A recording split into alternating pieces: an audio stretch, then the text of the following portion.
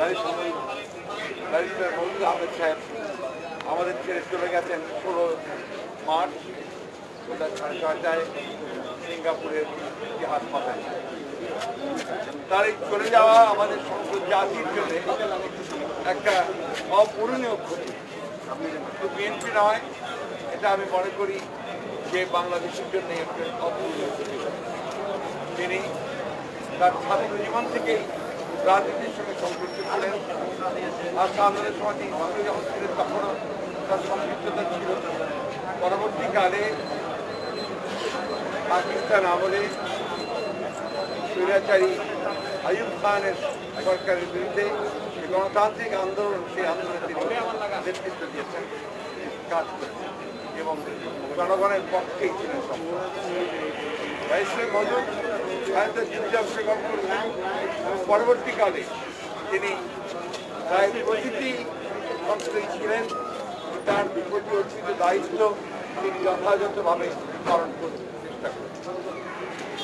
আমরা মনে করি আজকের জাতির এই সংকটময় মুহূর্তে, গণতন্ত্রের সংকটকালে ব্যারিস্টার মজুদের চলে যাওয়া এটা দেশের জন্য, জনগণের জন্য, বিএনপির জন্য একটা অত্যন্ত বড় ক্ষতি এবং এই ক্ষতি শূন্যতা সৃষ্টি হলো, সেই শূন্যতা পূরণ হবার নয়। ব্যারিস্টার মজুদের মতো মানুষ খুব কম আসেন। এরা তাদের যে কমিটমেন্ট টু ডেমোক্রেসি এটা সবসময় তাদের ছিল, আছে। সমাজকে সুন্দর করে গণতান্ত্রিকভাবে নির্মাণ করার ক্ষেত্রে তাদের অবদান আমরা কখনই অস্বীকার করতে পারি। আজকে তার মরদেহ আসছে এখানে, আমরা সবাই এসেছি তাকে রিসিভ করার জন্য। দুঃখ আমাদের যে আজকে আমাদের অভিভাবক, আমাদের বড় ভাই আজকে আমাদেরকে এখানে গ্রহণ করতে হবে। আল্লাহ তাআলার কাছে এই কামনা করি, এই দোয়া চাই যে আল্লাহ তাআলা তাকে যেন তার সমস্ত গুনাহ মাফ করে তাকে বেহেশত নসিব করেন এবং তার পরিবারকে। আসলে ব্যারিস্টার মজুদ সাহেব এর পরিবার অনেকটা কষ্টের সম্মুখীন হয়েছে। আপনারা জানেন তিনি নিজেও কষ্টের সম্মুখীন হয়েছেন। অন্যায়ভাবে তাকে বহুবার কারাগারে যেতে হয়েছে। তার বাড়িটা পর্যন্ত মিশিয়ে দেওয়া হয়েছে এবং 32টি মামলা তার বিরুদ্ধে ছিল। আমরা মনে করি যে ব্যারিস্টার মজুদ আহমেদের এই চলে যাওয়া, যা আমাদের গণতান্ত্রিক যে আন্দোলন, সেই আন্দোলনের যারা কর্মী আছি আমরা, তাদেরকে আরো শক্তিশালী করবে। তার শূন্যতাকে আমরা অবশ্যই পূরণ করবার চেষ্টা করব গণতান্ত্রিক আন্দোলন দিয়ে। আমরা এইটুকু বলতে পারি যে ব্যারিস্টার মজুদ সাহেব আমাদের মাঝে চিরদিন থাকবে, তার অবদানও চিরদিন থাকবে। আরেকটি কথা বলা খুব জরুরি যে তিনি কিন্তু একজন প্রতিষ্ঠিত লেখক ছিলেন। তার অনেক বই বিদেশেও বিশ্ববিদ্যালয়গুলোতে পড়ানো হয় এবং সেই ক্ষেত্রেও তিনি একজন প্রকৃত যশা লেখক। আমরা খুবই আপনার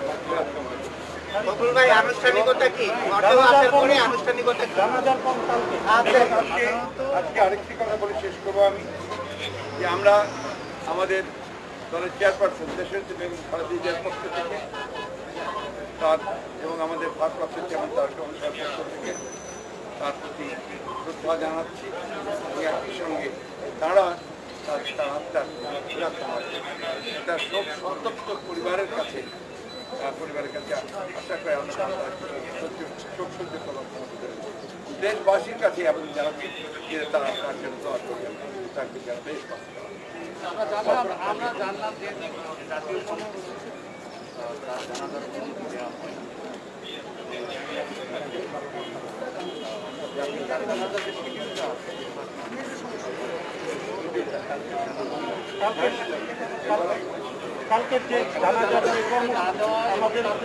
পার্লামেন্টের ব্যাপারটা আপনারা সবাই জানেন যে কোভিড শুরু হওয়ার সময় থেকেই কিন্তু পার্লামেন্টে জানাজা করানো হয়।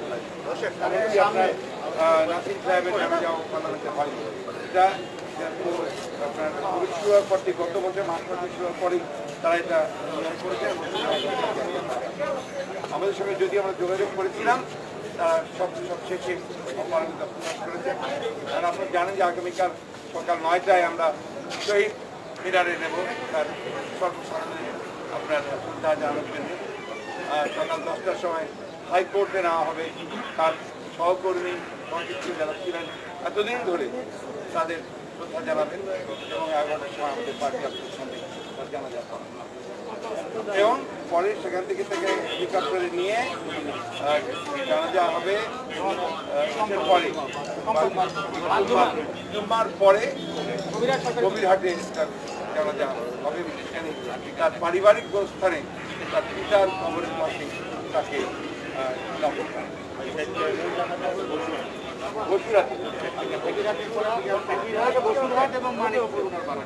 ঠিক আছে, থ্যাংক ইউ।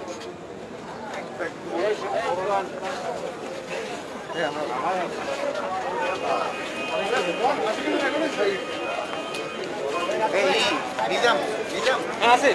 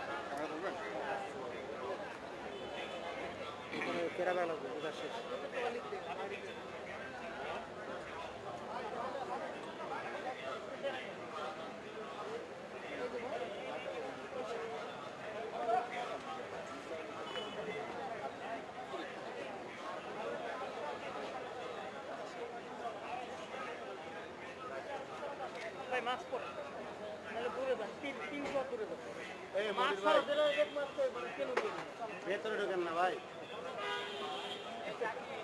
হয় না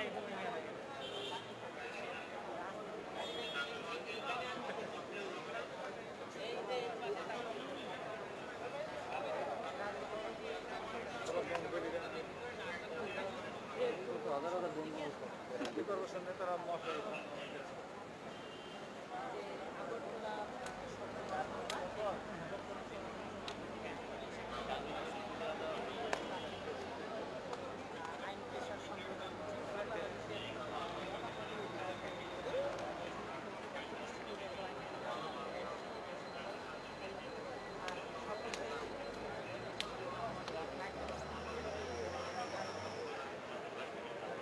ভাই তো ইয়া সরল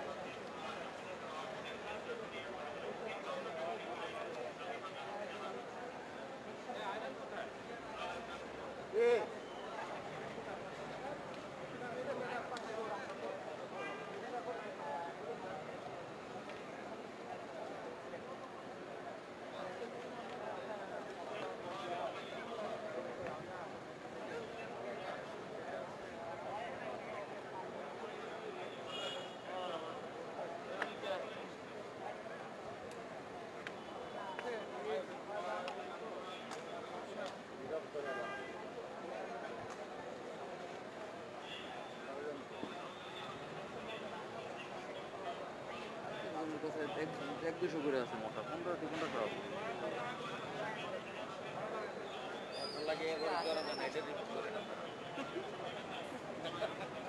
সারা বাংলাদেশ সারা বাংলাদেশের একই চিত্র কি বলবো রিপোর্ট অনেক করা আছে।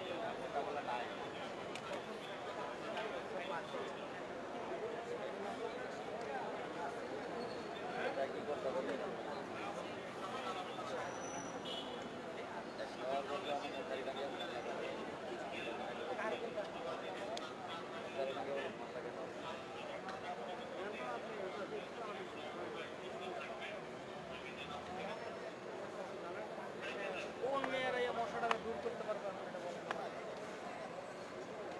মেয়রের নাম শুনলে কি মশা লাগবে না? বলবে এটা। আপনারা রাজনৈতিক আলাপ পাবেন বিএনপির আমল ভাইয়া ভাইয়া